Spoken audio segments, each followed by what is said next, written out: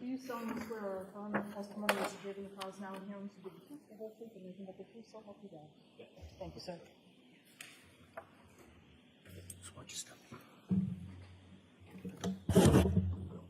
You may proceed. Thank you, Your Honor. Sir, could you state your name and spell your last name for the record? Sure. Richard Atkinson, Atkinson. And where do you work, sir? I work at the Office of the Chief Medical Examiner in Boston. What is the Office of the Chief Medical Examiner? It's where the medical examiners in Massachusetts work. And what does a medical examiner do? A medical examiner is a doctor who's in charge of examining the bodies of people who are deceased to determine their cause and manner of death. And how long have you been with the Office of the Chief Medical Examiner? I've been there 11 and a half years. And could you tell us your educational background? Sure. I have a 4-year bachelor degree from Stony Brook University in New York. I then did a 4-year MD at Columbia University College of Physicians and Surgeons. I then did a 3-year anatomic pathology residency at New York Presbyterian Hospital and Stony Brook Hospital. And then I did a 1-year fellowship in forensic pathology at the office where I currently work. And so I take it that worked into you starting your career at the OCME. Yes. Now, do you know what it means to be board certified? Yes. What does it mean to be board certified? To be board certified in a specialty in medicine, you usually have to finish the residency in that specialty and complete a certain number of cases or see a certain number of patients and then take a test. And are you certified in any areas of medicine? Yes. Which ones? I'm certified in anatomic pathology and forensic pathology. And can you tell us what is forensic pathology? Sure. Forensic pathology is the branch of medicine that's involved in determining the cause and manner of death and manner of death of people who die of not obviously natural causes. And what is anatomic pathology?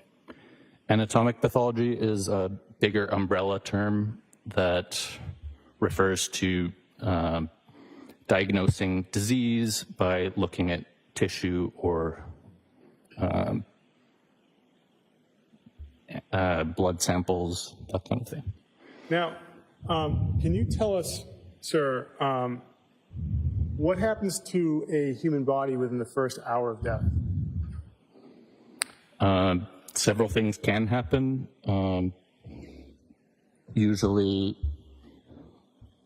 there is rigor mortis within a couple of hours. It can, however, almost immediately occur after a person's death. That's just when the muscles tighten up in the position that the person died in. There's also something called lividity or livor mortis. That's when all the blood in the body, once the heart stops beating, settles down to the lowest point. So if you're lying on your back, it will settle to your back and give you a pink discoloration of your back, and also a white discoloration of your front. Now, sir, what is an autopsy? An autopsy is just an examination of the body of someone who has died, including looking at the external surface of the body and also cutting into the body and examining the organs. How many autopsies have you performed? I've performed just over 1,500 full autopsies, about 2,700 additional examinations that weren't full autopsies, and I've supervised 300 additional full autopsies. How long does an autopsy take? It depends. An autopsy can take less than an hour if it's simple. It can take all day if it's a difficult case. And how, you said the external and internal, how do you begin the external examination of a body during an autopsy?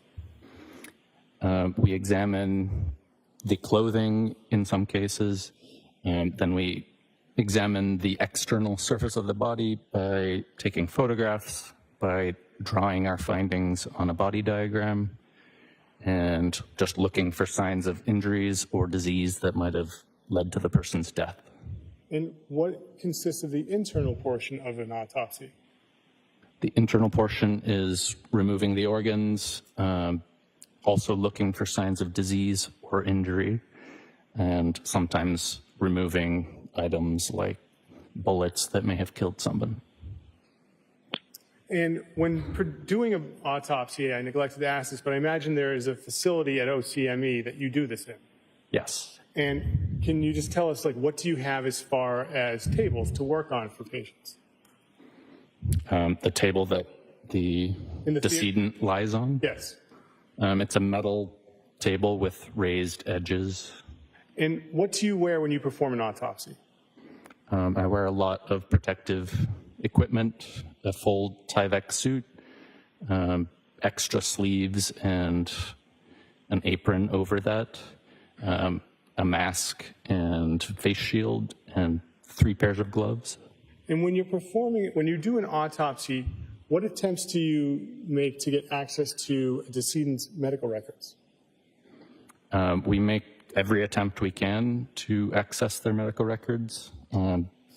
In Massachusetts, the law is that we're entitled to them in Massachusetts. So, and when performing an autopsy, what samples do you take from the body during an autopsy for further analysis? We take fluids and sometimes tissue for toxicology testing. We also take it sometimes for DNA testing, for looking at under the microscope, various different things. And can you tell us what histology is? Yes. What is histology? Histology is the study of tissue by looking at it under the microscope. And how many times have you ever testified in a court before giving your a medical opinion? Yes. Now, on January 10th, 2023, did you have the opportunity to seize items taken from a trash facility in Peabody? Yes. Where did you do that? At the Office of the Chief Medical Examiner in Boston. Why were you examining items why were you examining items at the OCMA? Normally, we're not involved in examining items, just bodies of people. In this case, the objective was to determine whether there was any human tissue on these items.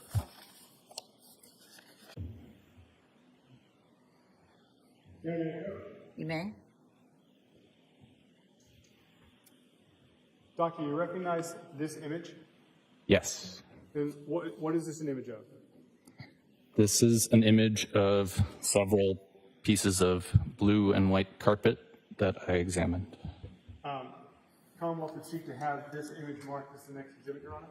Any objection? No objection. Can I see that? Yes, I apologize.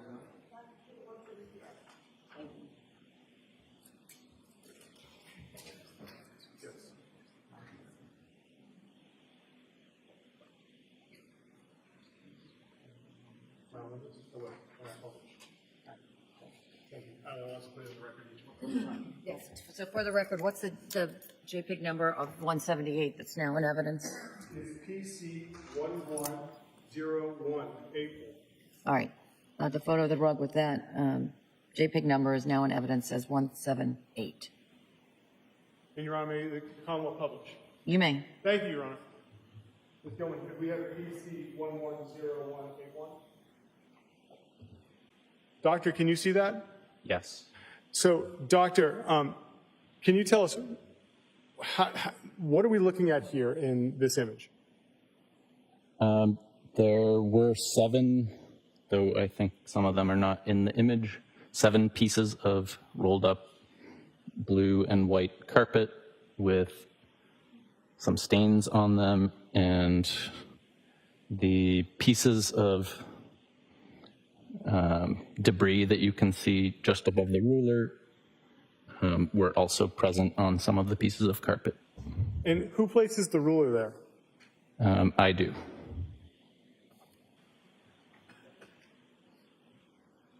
Your Honor, may I approach? You may. Do you recognize this image, sir? Yes. Is that one of the pieces of carpet that you had the opportunity to examine? Yes. Your Honor, the Commonwealth would seek to enter into evidence PC 110195, image of carpet. Any objection? That 110195 is now in evidence as 179, photo also of rug. And may the Commonwealth publish, Your Honor? You may.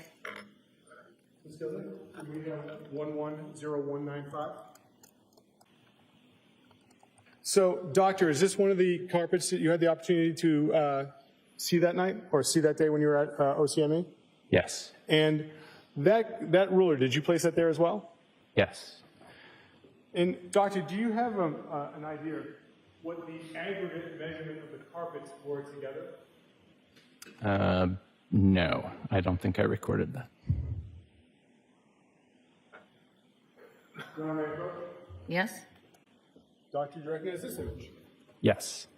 Is this another one of the pieces of carpet you had the opportunity to examine that day? Yes. Your Honor, the Commonwealth would seek to enter in PC 110198, second image of carpet. No objection. The photo of the rug 110198 is now in evidence as Exhibit 180. Is that a good place to stop for today? Yes, Your Honor. All right, I'll see counsel at the side of the bench. Yes, Your Honor. Hear ye, hear ye, hear ye. All persons have anything to do for the Honorable Justice Diane Today. Justice of the Norfolk Superior Court, Ron Mayer, to your attendance and shall be heard. Let's have the call of Massachusetts in this honorable court. Please be seated. Please turn on your cell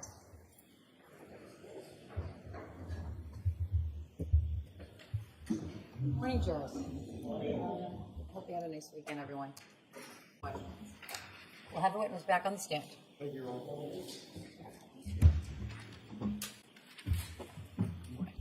Hey, Dr. Atkinson, you understand you're still under oath? Yes. Thank you. Proceed. Thank you, Your Honor. Your Honor, may I approach? You may. Doctor, you recognize this image? Yes. Is that an image of the bag of rugs that you had the opportunity to examine at OCME? Yes, it is. The Commonwealth would seek to mark this as the next exhibit, Your Honor, which is file number P10900001. No objection. The next image, P109000, is that what you said? 0001. 0001 is now in evidence as Exhibit 181. Thank you. And jurors, we had a change in staff over the weekend and for the rest of the trial. Ms. Blankenship is going to be the court reporter. I know he points to the back of the person, but welcome. Your Honor, may the Commonwealth publish. Pardon me? May the Commonwealth publish the exhibit. You sure can. Thank you. Ms. Gilman, can we have file number P10900001? So, Doctor, direct your attention to the image on the screen. What is the significance of the 230493 at the bottom? That is the OCME case number. So 23 was the year, 2023. And then that was the number of cases we'd had up to that point. And so, Doctor, your numbers, are they the same as the crime lab numbers? No. Okay. And if we could take that down, thank you. And could we have what was marked as Exhibit 180 from Friday? And for the record, this is file number PC110198. Doctor, directing your attention to the screen for Exhibit 180, what were the observations you were able to make of this piece of carpet? This piece of carpet has a large area of red-brown stain on it, and in the middle of this stain was an approximately 1/4 inch long, what looked to be a blood clot. Could you take that down, Ms. Gillen? Thank you. So, Doctor, what is a blood clot? A blood clot is just blood that has solidified or clotted. And how were you able to make the determination it looked like a blood clot? What was it that about it that gave you that indication? It's the correct color, shape, consistency of a blood clot. I've seen thousands of them. Your Honor, may I approach? You may. Thank you. Doctor, do you recognize this image? Yes. Is that a fair and accurate depiction of a close-up of the blood clot from that section of carpet? Yes. The Commonwealth would seek to have this marked as the next exhibit, Your Honor, which is PC 110197. Photo PC 110197 is now in evidence as Exhibit 182. Thank you. Your Honor, may the Commonwealth publish 182? You may. So, Doctor, that's the close-up of the blood clot that you identified? Yes. What did you do with that blood clot? I saved that blood clot in a jar for possible future DNA analysis. Ms. Gilman, if you could take that down. How do you save it in a jar, sir? You place it into a plastic jar, and then we, I believe, freeze that jar afterward. Now, Your Honor, if I may approach? You may. Thank you. Doctor, I'm showing you two images at this point in time. Are those fair and accurate depictions of the next section of carpet you had the opportunity to analyze or look at that day at OCME? Yes, this was the largest piece.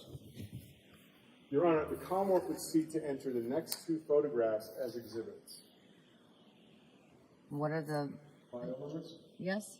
The first would be PC 110204, and the second would be PC 110217. No objection. Those two photos now identified by the Commonwealth by their P number are in evidence as 184 and 185. That's what I have. Thank you for the correction, 183 and 184. Your Honor, the Commonwealth may publish these next two exhibits. You may. Ms. Gilman, can we have what's now been marked as Exhibit 183, which is PC 110204? Doctor, directing your attention to what's been marked as Exhibit 183. What observations did you make of this carpet while it was being unrolled? I observed the same types of red-brown stains on the carpet. There were also more areas of clotted blood, and there were also areas with white, clumpy, powdery substance. Some of it was discolored from the fluid that was on it. And Ms. Gilman, can we have Exhibit 184, which is PC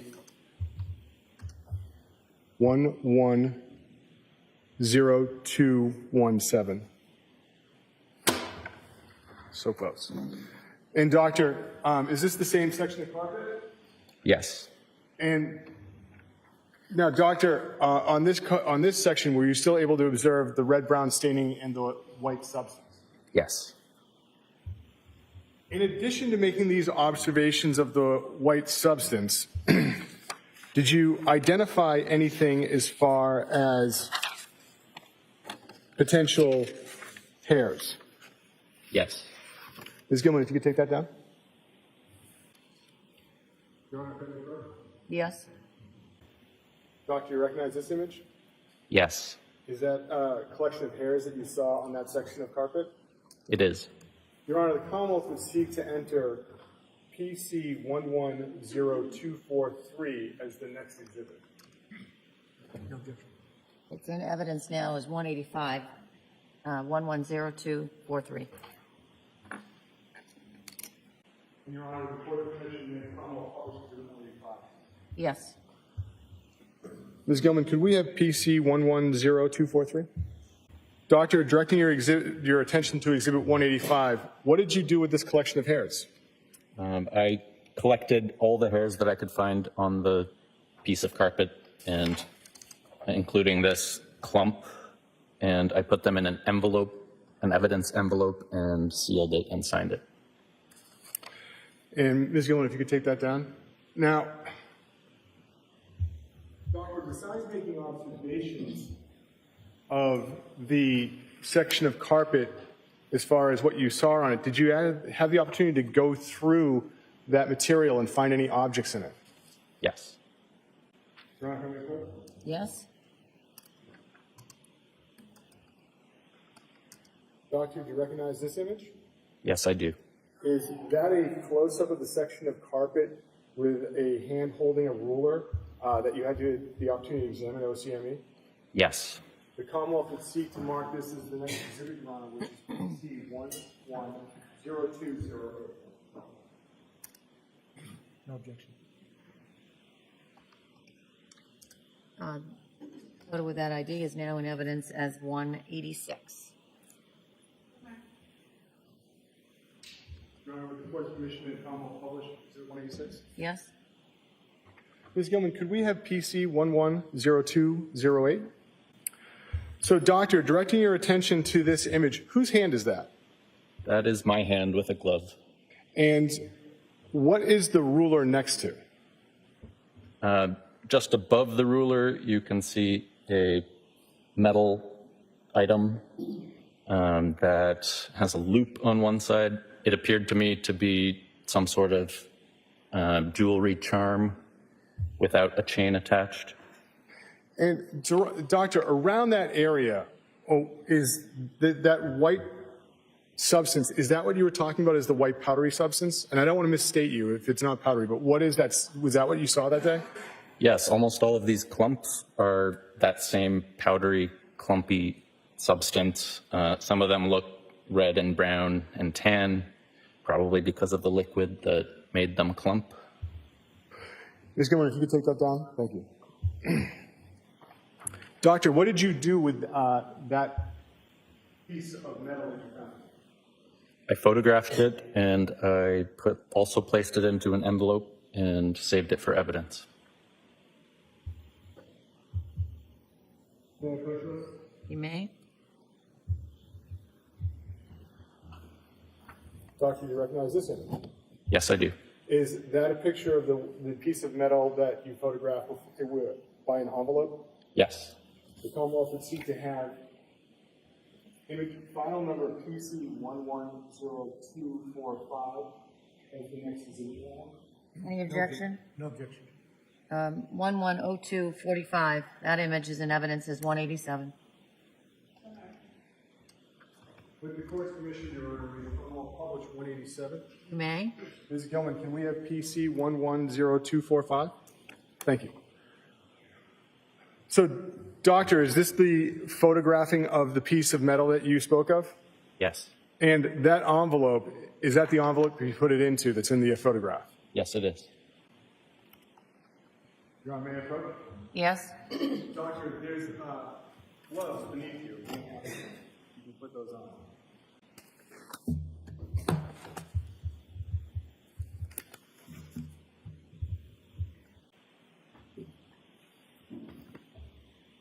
Doctor, I'm handing you a glassine envelope. I'm going to ask, do you recognize the envelope that's inside the glassine envelope? Yes. And did you have the opportunity to look inside that paper envelope this morning? Yes, I did. Is that the same paper envelope that you put the piece of metal in at the OCME? Yes. And the yellow sticker on the exterior of the envelope, what is that number on it? That's the same OCME number. That was the number of this case. And on the front of it, do you recognize the writing on the front? Yes. And how do you recognize that? That is my handwriting describing what this was. And can you look inside the envelope and then ask to recognize the object? Do you recognize the object, sir? Yes, I do. Is that the piece of metal that you found in the rug while you were doing your examination at OCME? Yes. If you could hold on to it for one moment. Sure. Your Honor, the Commonwealth would seek to have the glassine envelope that has the paper envelope and the piece of metal inside the paper envelope as the next exhibit. Any objection? No objection. It's now in evidence as 188. Doctor, did you recognize any writing on exhibit 188, the piece of metal? Anything that was pressed into it? Yes, there was an engraving of Gucci on one side. Your Honor, may I approach? Yes?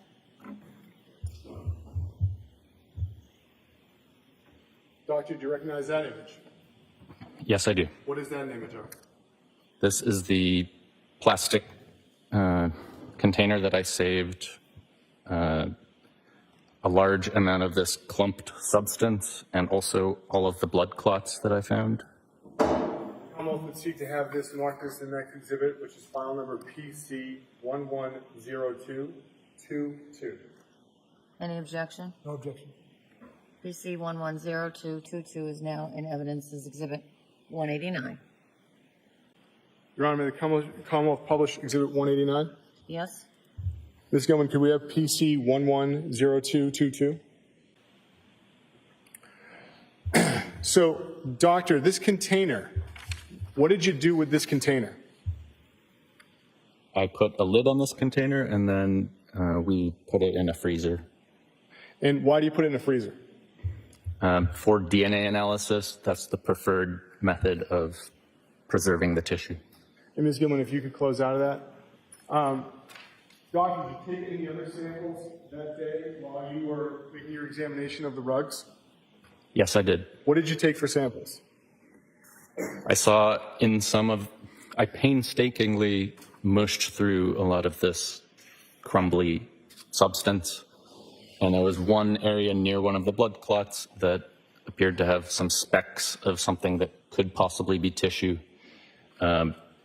The clumped areas appeared to be tissue at first, or possibly tissue, but upon further inspection, it was obvious that none of this clumped powdery material was actually any kind of tissue. But this one area had very small specks of something that I thought might not be the same type of powder. So I put this area, I saved that for looking at under the microscope. And how do you do that, sir? How do you save it? Or Yes, please. you put it into a cassette. And do you have to add anything to the substance to put it in the cassette? No, but you put the cassettes into formalin. It's like formaldehyde that preserves the tissue. What happens, and now, you did that with the tiny specks. Did you do that with any other items that day? Make formalin, put things into formalin? No, I saved the blood clots mainly for DNA testing. And if I may have a moment, Your Honor? Huh? You may?